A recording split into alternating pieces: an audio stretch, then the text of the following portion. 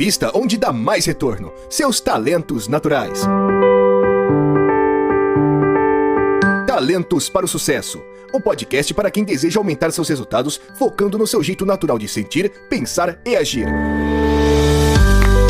Olá, seja muito bem-vindo a mais esse episódio do podcast Talentos para o Sucesso. Hoje, Beca começando com uma vibe um pouco mais leve, uma vibe de férias. E aí, já tá curtindo as férias ou não, Beca? Já tô no ritmo de férias, viu? Tô no ritmo de férias também. Bom, a gente tá aqui hoje por uma série. Vocês que já são ouvintes do Talentos para o Sucesso há bastante tempo sabem que todo final de ano, pra gente poder descansar um pouco, a gente faz uma série de episódios curtos que você pode ouvir aí no decorrer das semanas, agora nesse final de ano e começo do ano que vem. Assim você não fica sem episódios e a gente não morre de burnout. Por isso, nós vamos começar uma série de 7 episódios, onde nós vamos falar de algo extremamente importante, extremamente relevante, que é como usar a metodologia de pontos fortes sem fazer o assessment. É possível isso? O que é essa metodologia? Qual a diferença de Strengths-Based Coaching e de Clifton Strengths? Tudo isso você vai aprender aqui nessa série de episódios. Então, eu quero proceder àquela abertura que você já está acostumado. Se você está caindo aqui agora pela primeira vez, segue a gente, assina aí no seu player de podcasts ou no YouTube, dá o seu curtir aí se você estiver ouvindo no YouTube, compartilha esses episódios, são episódios curtos, então quem ouvir vai poder ter um gostinho do que é o Talentos para o Sucesso, para depois virar nosso ouvinte, nosso assinante definitivo. Se você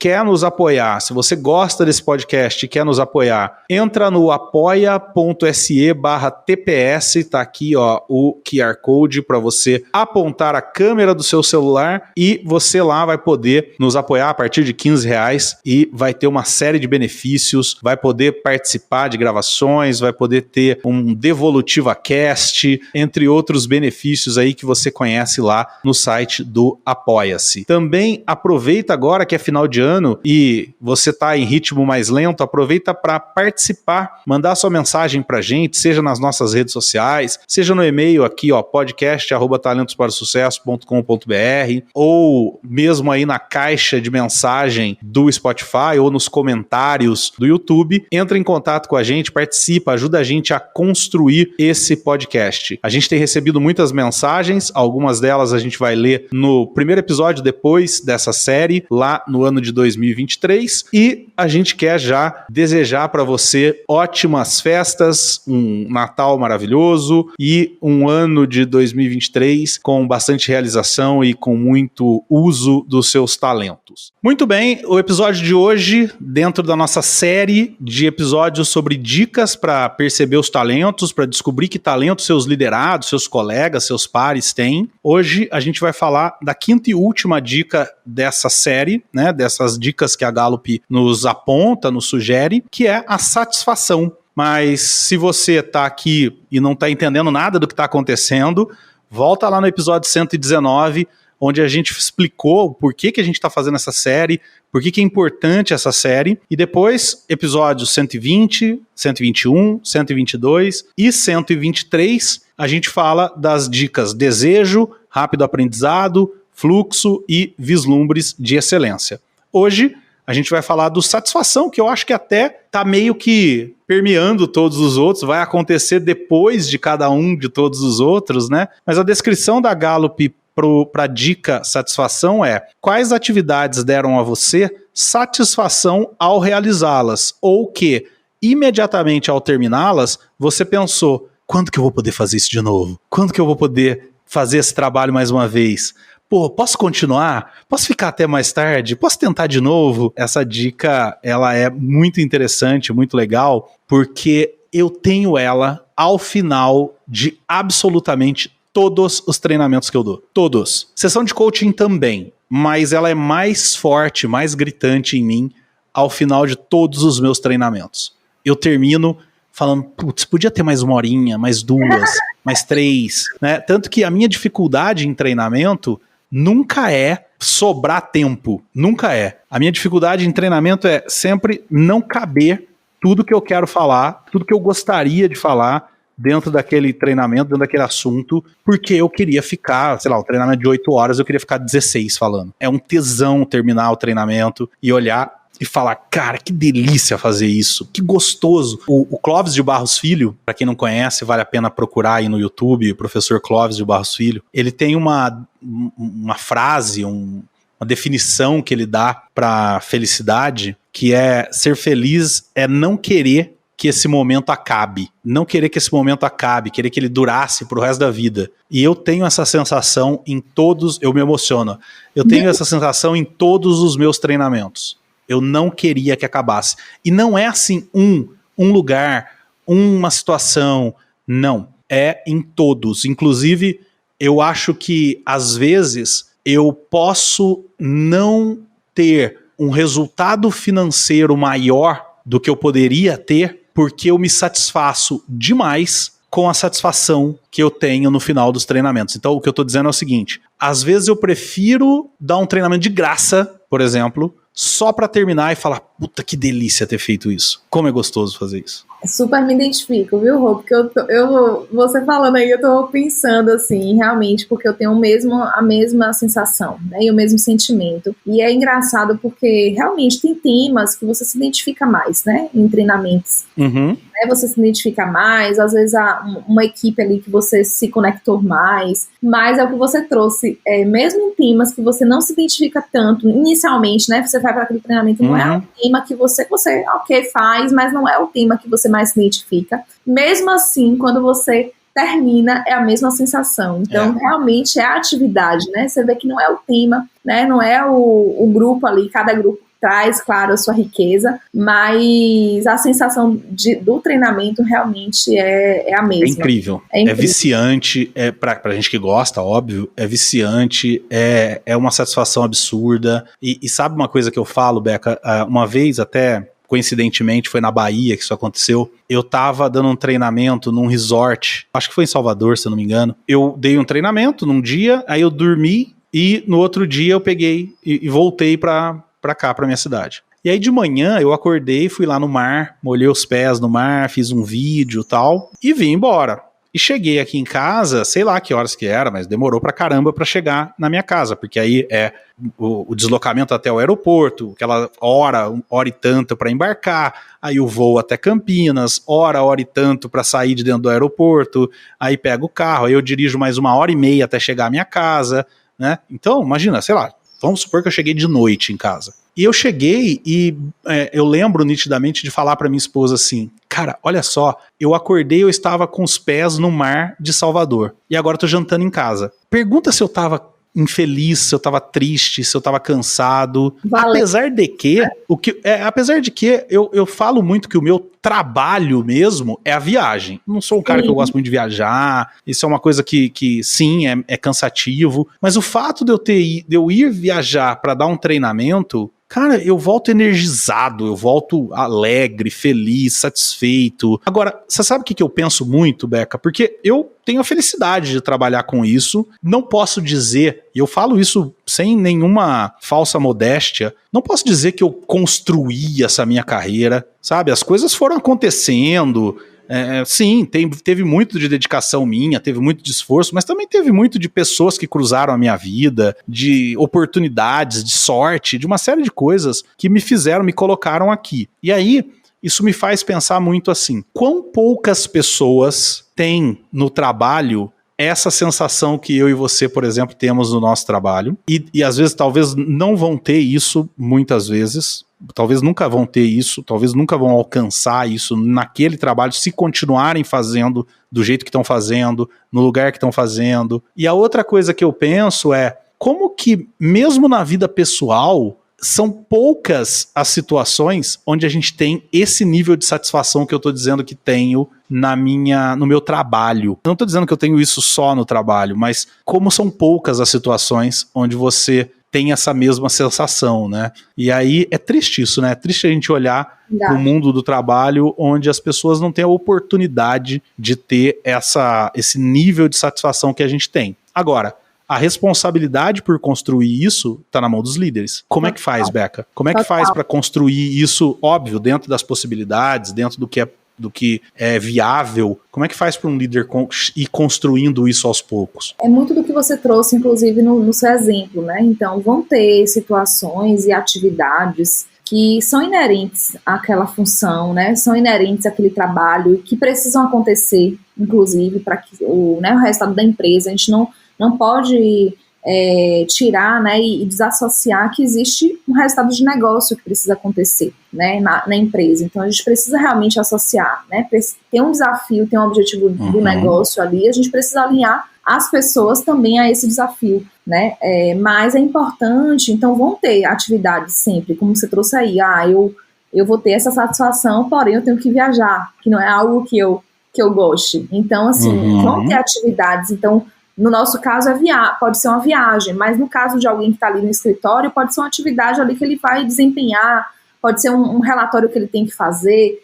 Então, eu não gosto, não suporto fazer o relatório ali, tal, que eu tenho que entregar, mas eu consigo achar satisfação no resultado final, né? No impacto que eu estou tendo ali, no significado que eu estou tendo ali, no que eu estou entregando para o cliente, quando eu recebo um elogio do cliente, quando eu vejo que ele alcançou o resultado, quando eu vejo que a equipe toda alcançou também o resultado de negócio. Então, é importante você linkar essa missão de negócio e essa missão setorial, né? Então, dentro do negócio tem também a visão e a missão setorial, a atividade de cada um. Só que eles tenham também esses momentos, como você trouxe, de satisfação. A gente está satisfeito o tempo todo? Não. A gente vai ter momentos, né? Então, a gente vai ter o término de um treinamento ali, mas às vezes vai ser difícil a viagem. Então, é importante que a gente faça esse link aí, mas é importante que a gente use diariamente. A gente faça o que a gente faz bem diariamente. E a própria Gallup traz isso, né? E eu relaciono muito satisfação como também um resultado para o engajamento. Não tem como você ter uma equipe engajada se você não tiver uma equipe que esteja satisfeita ali com o que ela faz. Então, às vezes, você quer o engajamento da equipe, mas você está com a equipe totalmente descasada na atividade que ela faz. Então, a gente precisa, se a gente quer uma equipe engajada, a gente precisa se preocupar primeiro com essa satisfação. Então, é realmente linkar. O que é que eu posso facilitar aqui para que a minha equipe tenha satisfação no que ela faz e ela consiga engajar aqui para que alcance o resultado de negócio. Então, linkar todos esses pontos, né? Ou seja, o desafio talvez, então, seja, de novo, né, aumentar o número de vezes que essa pequena satisfação que aconteceu em alguma tarefa específica vá se repetindo mais e mais vezes, né? Total. Isso passa, de novo, por entender, primeiro, o que gera satisfação para aquela pessoa. Segundo, entender o trabalho de cada um, o que cada um faz, né? Para entender realmente onde é que está a satisfação, como é que dá para repetir, como é que busca, entender a importância disso também, né? Porque a gente está falando disso, mas não é simplesmente por um aspecto humano, não é simplesmente porque você vai construir uma vida mais agradável para os teus liderados. Isso também, óbvio, mas isso tem muita relação com o resultado no final do mês, com quanto vai dar de dinheiro na tua empresa no final do mês, né? Uma pessoa que trabalha, e de novo voltando no exemplo que eu dei do meu filho alguns episódios atrás, uma pessoa que trabalha o dia inteiro com o nível de concentração que meu filho dedica aos vídeos dele do YouTube,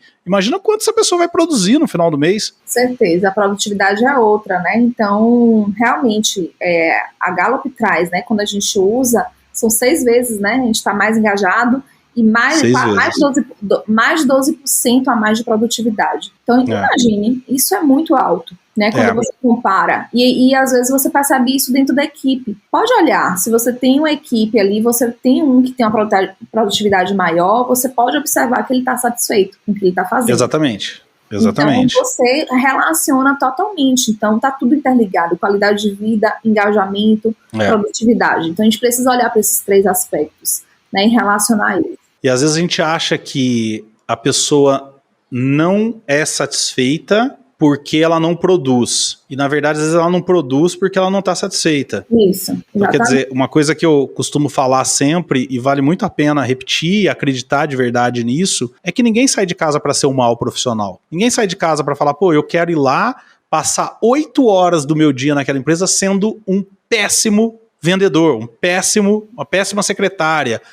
Não, A pessoa sai de casa para produzir, só que ela às vezes chega lá e encontra um ambiente, um contexto, uma situação que incentiva ela a não ser o que ela poderia ser. E um dos itens, uma das variáveis que pode levar a isso é a impossibilidade de sentir no trabalho a satisfação que ela sente no churrasco na casa dela, que ela sente assistindo uma novela, um Big Brother na casa dela, né? Quer dizer, pô, é muito mais gostoso, sei lá, fazer um churrasco em casa do que trabalhar. Tá bom, então eu não quero nem comparar, mas o que eu tô dizendo é, tá bom, mas como é que eu posso então criar dentro do trabalho situações, condições, contextos, para que você ache bom também trabalhar, para que você também ache agradável fazer o que você faz e de preferência que você ache gostoso, ache agradável a maior parte do tempo. Sim, e o líder, ele é responsável, né, por esse processo. Então, a Gallup fala que 70%. 70%, né? Então, 70% é a responsabilidade do líder. Então, o que é que eu posso? Aí eu me pergunto, o que é que eu posso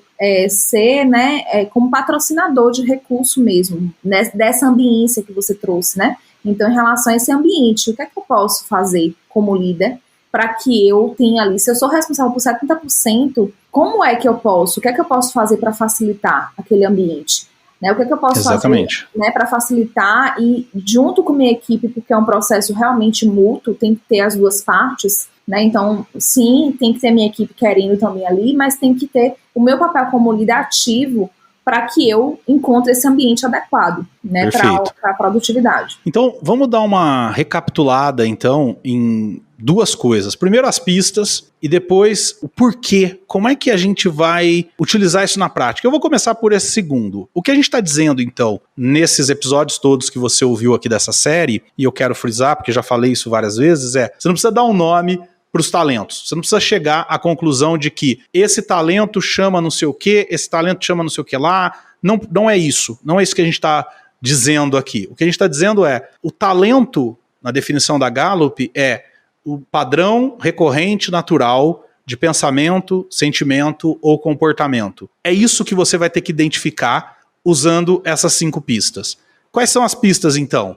Desejo, o que a pessoa é naturalmente propensa a fazer, que nós abordamos no episódio 120. Rápido aprendizado, o que a pessoa aprende rapidamente, ela pega muito rápido, abordamos no episódio 121. Fluxo ou flow, o que faz com que a pessoa entre em fluxo, seja individual ou em equipe, e a gente abordou lá no episódio 122. Vislumbres de excelência, o que quando a pessoa termina, ela olha e fala, putz, isso aqui ficou fora do padrão, acima do padrão, saiu de uma curva média, ficou maravilhoso, nem eu mesmo sei como que eu fiz isso tão bem assim. Vislumbres de excelência, abordamos lá no episódio 123, e satisfação, o que quando a pessoa termina, ela fala, pô, que delícia ter feito isso, como foi bom, como eu me sinto bem tendo feito isso, e quando que eu vou poder fazer isso de novo? Quando que eu vou ter oportunidade de executar esse trabalho de novo? Parece que fica claro para o líder, então, que ele tem que olhar para tudo isso, tá atento a tudo isso no liderado, para isso precisa de observação, precisa de conversa frequente, né? Precisa de intenção,